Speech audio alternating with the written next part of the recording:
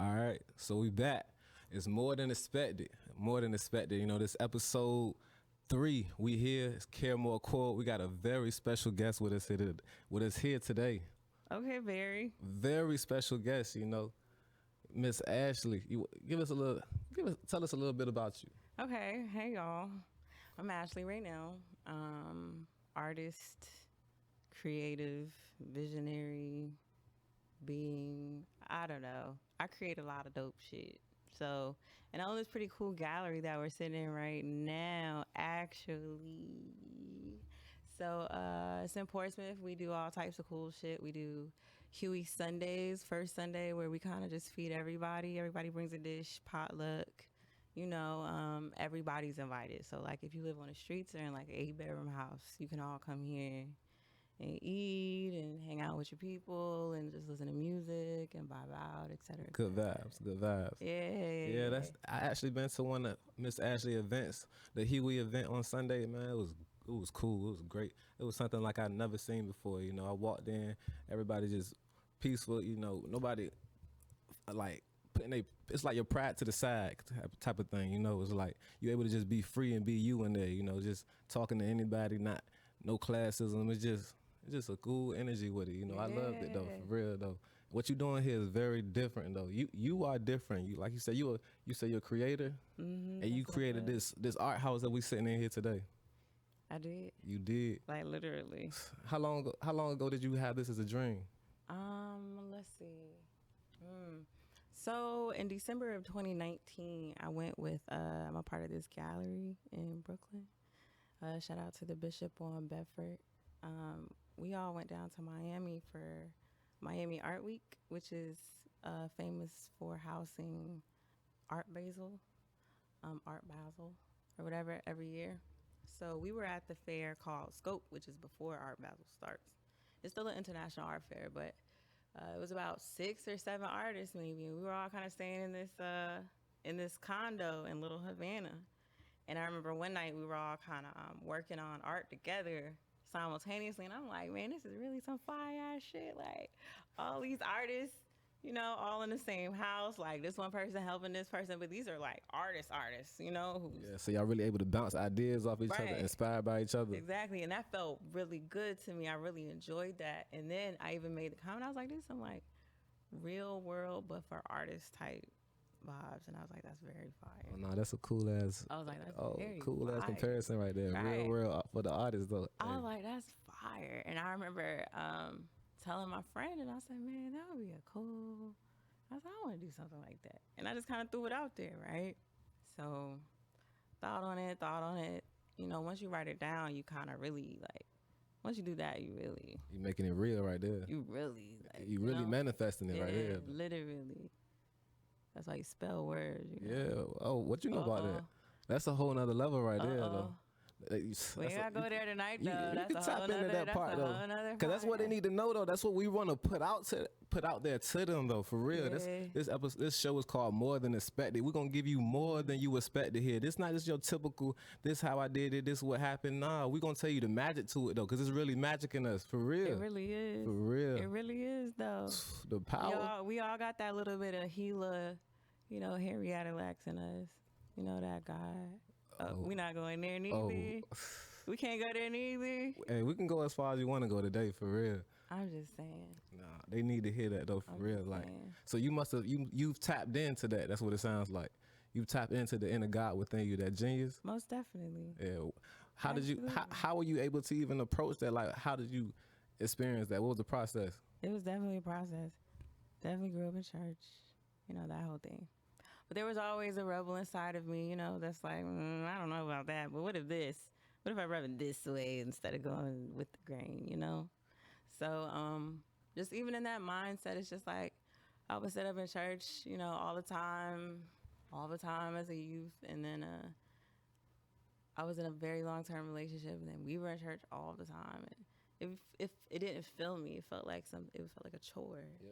And I'm like, I respect it, but I don't understand why. How come I don't know how to talk in tongues like everybody else? Hey, for real, was that a special talent or something? And how come what are y'all saying? Yeah. How y'all know how to say the same thing? Like, Why you running? You know what I mean? A lot of stuff you just couldn't explain, right? I couldn't explain it, but there was a lot more that made sense to me. You know what I mean? And I've always been a deep thinker because I was that kid that sat on the floor reading the encyclopedia before Al Gore, doused the internet on all of us. So it's like, okay, today I'm gonna read the Britannica letters, K through whatever. Okay. Like, so I call myself a master Googler because I feel like I'm an OG Googler. You know what I mean? OG Google is just like, everything. I'm an OG Googler. Just trying to find out different information, just new knowledge, just on everything, all different topics. Real life, going through references and resources and stuff like that in the library. Like, for real, what got you into that? Like, I don't know. You just always had this feeling that you was searching for more information or something? And I will always be told that I'm different by, like, my grandma and, like, my mom and, like, you're different. You attract people to you. You're here for a reason and stuff like that. I was told that from like a kid. Yeah, they was really instilling that into you early. Yeah, though. Like 11 years old, I'm getting published poems, low key talking about manifesting, talking about if you just believe. Damn. If you believe in yourself, you could do anything. You could climb the highest mountain. You could swim the deepest sea. I believe in this because that's the way God made me. He made me brave-hearted. He made me wise. He made me realize I could touch the highest sky. 11 years old. 11 years old. 11 years old. You was a vessel the whole time. You didn't even know it. What? You didn't even know it. Didn't even know it. That's getting published in churches and stuff. That's crazy at 11. At 11. So, even more recently, my grandmother still says it.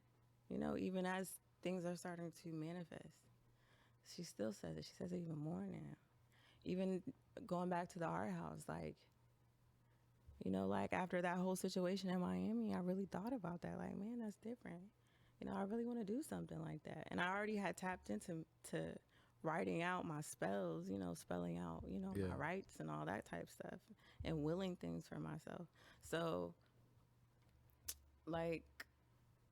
I started writing down, the art house premise. I picked the name Art House Noir. I got that LLC back in 2020. Back in 2020. Mm-hmm. Then I had a manifestation party for New Year's Eve going from 2020 into 2021. And I said, nah, I was like, I don't want to go out. I want to have a manifestation party. And I remember it was me, the guy I was dating at the time, my sister, her friend, and two of my other friends, and that was it. That's all that, But I was like, let's do it, right? Yeah. And we still put all our energy to it. We listen to good music. I talked to them about what I felt has come to fruition in my life as far as manifesting. And we got a sheet of paper. It was a printout that I found. And you fill it out. And I just told them about setting your intentions and stuff like that before you did it. And like I said, I had already kind of tapped into manifesting because at that point, I was already a full-time artist, and I manifested that by writing it on Post-it notes every day at work at 11:11. While you were still working at 9 to 5. Working. And everybody would be looking at me because I had Post-it notes lined all in the back of my computer. I had a vase full of Post-it notes. But you knew what you was doing the whole time. All of them said, I will work for myself. I will own an art studio. The world will know my art. I will change the world, stuff. But you didn't know how at that moment, right? I didn't give a shit how. You didn't know at all what was the next step or anything. It's gonna happen, right? So, so then on mine, I wrote out the Art House Noir, something I was gonna manifest. So I wrote it down to the T. Where did that name come from, though? Noir. I speak French. Okay. And noir translates to black, and everything about this house is black, from the artist to the handrails to everything. Yeah. So this is black art house. Okay. Essentially, I just didn't want it to be the black art house. Yeah, you know what I mean? You had to get some real meaning. I had to give it some spice. You know what I mean? Yeah. I had to really make you search for the meaning. No, I love that though. Yeah, I love when there's always a deeper meaning behind something though. Yeah, so it's the black art house, and that's something I won't fold on. So either you're an ally with us to promote that, or you're completely against it. Because when I close the door, I said that my goal is to be on the FBI's most wanted list for harboring multiple black messiahs at one time in this house. That's what I said I want to be. That's lit though, but that's how you got to do it. You got to be willing to they just. Probably already wrote my name down. They already watching, but it's okay because they can't stop this. They can't stop this Nah, not though. for real. Nah. So I wrote down our house. I wrote down everything that I wanted. This was December 31st at 11, let's say 30, 2020. I wrote it down, and actually that piece of paper is right there. It's right there. So I wrote it down, and I believed in it. And before that, I'll even go a step backwards.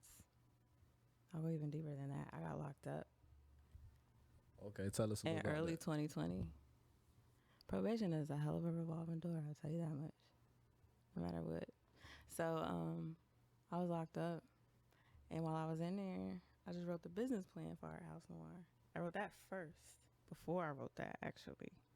So I wrote the business plan out while I was locked up. I had time, right? Yeah, it was that So- time alone though, right? I had nothing else to do. Yeah. So I wrote out like in specifics, like the 2-year plan, the 5-year plan, the 10-year plan, where I wanted to be, how much I wanted to make, how many people I wanted to have work, how many people I wanted to impact, everything. I wrote it all out, All details. all super down, super fine to the thread details. I wrote it all down. And so much so that I had other inmates asking me about how to do that as well for their businesses, getting people to send them books on starting businesses and stuff like that. So I hold little baby classes on like, making your talent your business or starting a business as a young black woman, as opposed to doing shit to get Why you get locked in up here. though? Yeah, as opposed to doing shit to get you back in here. Like let's So you already helping your people before you even got out. yeah, hell yeah. Yeah. So you was Always. already free the whole time. You was never. Yeah, never Jay-Z slave. said they could lock your body, but they can't trap your mind. Nah, they can't though. So That's the slavery they trying to control us with. yeah, now, so they but can't do that to me, more Nah, specific. that mental slavery. Nah, Right, that's no. dead. So then fast forward, manifest. You're sitting on the couch at our house noir. That's lit though. For real, you just said you wrote all this out while you was locked up. Started teaching and helping other people while you was locked up, and now you really are living your manifestations though. Like the things you put on paper, from your thoughts to paper, and it became real because you started speaking on it for real. You seen it, you believed it. It was there. It was It's like- already done deal. It took 8 months. 8 months. 8 months. And the That's first crazy. 8 months, it already had gallery walls. I wrote down specifically a house that looks like a gallery. A house. You gotta be, it's intentions, very specific. I wrote Ooh. down a house that looks like a gallery. That's crazy, man. I walked in, there was already gallery walls. I walked in, not only that, the owner used to have art galleries, and he was black, and he supported my ideas of what I was trying to do. So on top of that, Annie told me What? the first month was free. And he told me after the first free month just to come to him with a proposal on how much I wanted to pay. For real. What? Man, you can't tell me this one already written out Right, for you. man. so with that, it's like, oh, literally at that moment, I just literally sat on the floor and I just started crying. Man, because that's one of those magical moments where you just can't even understand how it just happened like this, though. Like, to the T like this, though. It just make you drop, like you said, just cry for real. Like, that's so crazy. Yeah, so that's how that happened. And that's how we got the art house. That's how we got it. And I feel as though one of the most important things to hold on to is I feel that it was given to me because the intention behind it is to help others. Yeah. That's the primary intention behind it, so I have to honor that. And I feel like I'll lose it if I ever stop doing that, in fact. So I feel like that's why I got it anyway, because the intention was pure Yeah. and I manifested it. So that's that. Yeah. So you say you kind of grew up in a church. How was your family upbringing when you came up, though? Well, I definitely came up in a 2-parent household until it wasn't. Yeah. And it wasn't around 11. They grew up, but I think even that whole what do you call that generation, the baby boomers, like Yeah. the people born in the 60s and stuff, they grew up in church because that was customary anyway. Yeah. Yeah. You know, a direct derivative of slavery is, still the whole white Christ Yeah. concept in Baptist churches in the South more primarily. So that's just traditionary, even to the point where you go and you almost are like in a cult, repetitive with your prayers and your sayings and your, you know what I mean? Like Like I the remember one rituals. time, like us saying like the Lord's Prayer, and I was like, but didn't it say pray like this? It didn't say this prayer all the time. Like, what does this even mean? What am I saying? Like, what are we saying? Do you know what these words mean? Like stuff like that. Like my mom was always just wondering why. Always why. Yeah, just why.